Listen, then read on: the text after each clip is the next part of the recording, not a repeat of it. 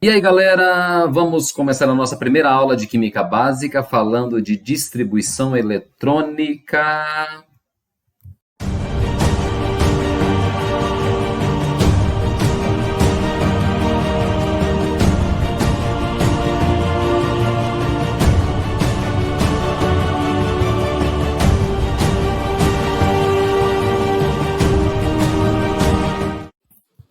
Bora, bora, bora, galera!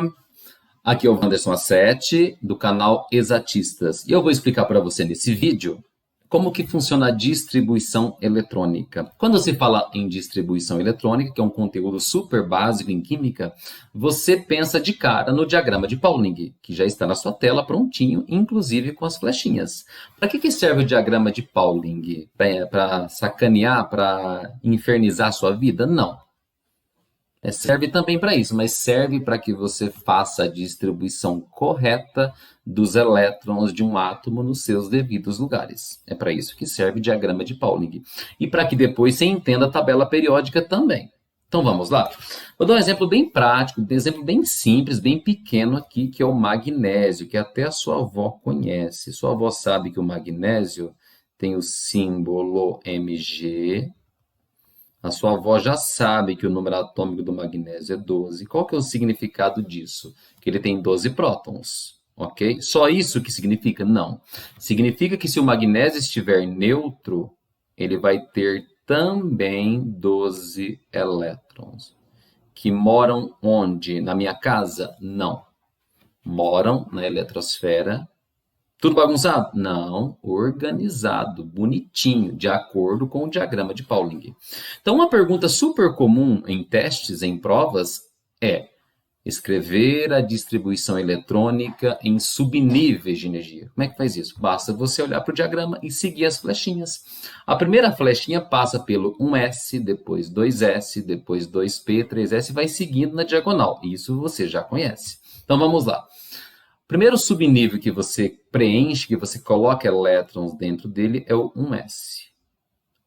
Qualquer subnível S cabe sempre 2 elétrons no máximo. Então você escreve 1s2, que não é 1s ao quadrado. É 1s2 mesmo. Quem vem depois? Aí depois vem o 2s, Wanderson. Bom, como é S, 2 elétrons de novo. Quem que vem depois do 2s2? Aí vem um cara que é o 2p. Só que no subnível P cabe mais elétron, cabe até 6. Você coloca 2p6. E quem que vem depois do 2p? Aí vem um tal de 3s, só que no S cabe quantos elétrons? 2. Se vocês somarem os numerozinhos pequenos de cima, 2 mais 2 mais 6 mais 2, você percebe que já deu 12 elétrons? Ou seja, eu já distribuí os 12 elétrons do magnésio nos seus subníveis correspondentes. Está pronto. Uma outra perguntinha. Qual a distribuição em níveis de energia? Quando se fala de níveis, tem que pensar em camadas. Como é que funciona isso, Wanderson? É assim. Esse número 1 grandão que você está vendo aí, o que ele lembra para você? Ele lembra a primeira camada, que é chamada de camada K. E quantos elétrons tem nessa camada K? Tem 2. Então, você fala que na camada K, o magnésio tem 2 elétrons. Ok? Vou trocar de cor para você não se perder. O que esse 2 aqui significa? A segunda camada, chamada de L. E o que esse 2 significa? Segunda camada, de novo, chamada de L. Mas quantos elétrons tem nessa camada L? Você tem 2 aqui, tem mais 6 aqui. Eu acho que 2 mais 6 deve dar 8. É isso mesmo? Opa, ficou estranho aqui, ó. Na camada L, que é a segunda, quantos elétrons você tem no total? 8. Pronto. Entendeu a ideia? Show de bola. Vamos para frente.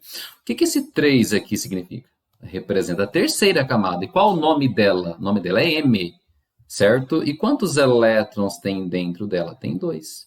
Então, quer dizer que na terceira camada, cujo nome é M, você tem 2 elétrons. Pronto! Você acabou de fazer, para mim, a distribuição em níveis. Lá na primeira linha, você fez a distribuição em subníveis. Agora, acabamos de fazer a distribuição em níveis. Que outra coisa poderia ser perguntada?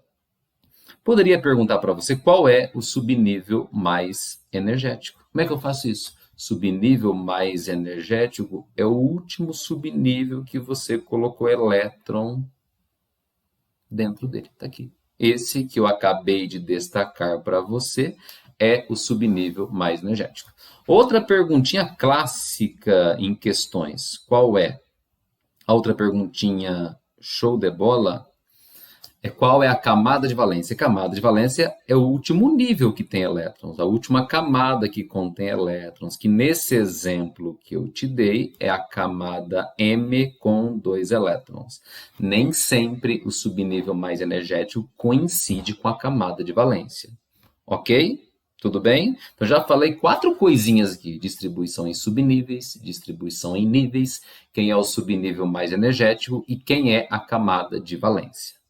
Tem mais coisas? Tem uma coisa legal para te falar aqui. Você percebeu que quando você fez a distribuição eletrônica, ela terminou em 3s2. É isso?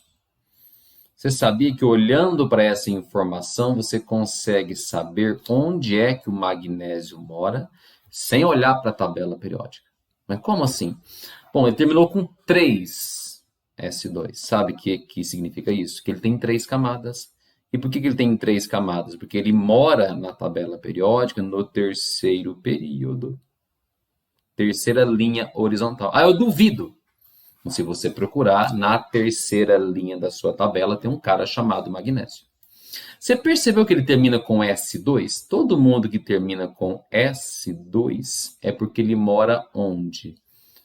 Numa coluninha chamada de família 2A, que é um nome bem antigo. Pode ser chamado também de grupo 2 ou família 2A. Então, olhando para o 3S2, eu consigo já desconfiar que o magnésio mora no terceiro período. Ele mora na família 2A, que é a família dos metais alcalino-terrosos. Entendeu a ideia? Você percebeu que conhecendo o Pauling, você consegue fazer distribuição em subníveis e em níveis. E sabendo fazer a distribuição, você sabe onde o cara vai estar na tabela periódica. Espero que você tenha entendido.